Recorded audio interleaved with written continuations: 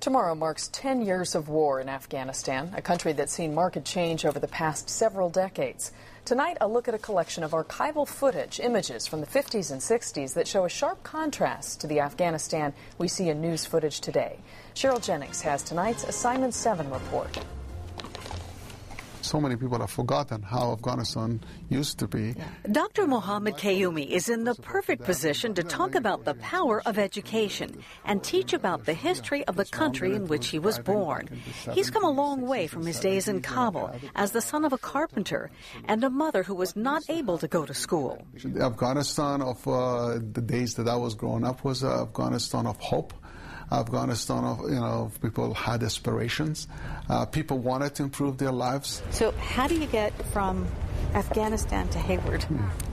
Well, it's a long story after finishing college and then getting into my graduate studies. Dr. Kayumi is the president of Cal State East Bay in Hayward, where he's led the university for 4 years. He's showing me archival photographs and videos from Afghanistan's Minister of Information that show life in Afghanistan in the 50s and 60s. And the scenes could be from anywhere in a modern country.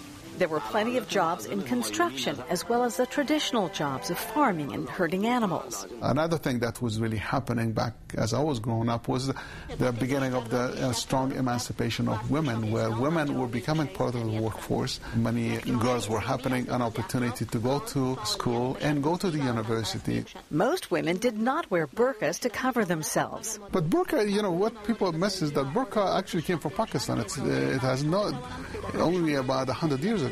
It does not have roots in Afghanistan. Women were in government. There were family planning centers where women were taught about limiting their family size in order to be able to provide for their children. This is an Independence Day celebration in Afghanistan. The city of Kabul was lit up like the 4th of July during its Independence Day fireworks shows. Afghanistan had an air force and a large army. Part of what's important here is the country had a very functioning military. The country had stability and drew tourists from all over the world. There were even car races because the roads at the time were so good. And look at the forest in a country most of us only know as a barren war zone. It looks like areas of Sierra Nevada. There's hardly any left there right now. But this is what it looked like back in the 60s and 70s. Yeah. It's really actually the 80s, yeah. This is before the Soviet invasion 30 years ago started Afghanistan's downfall. Then terrorists used the country as a base to plot attacks on the United States. And the Taliban moved in, repressing girls and women. What these groups are really trying to do is they're trying to make sure that women will not be able to get an education. So as part of that, they'll always be subordinated.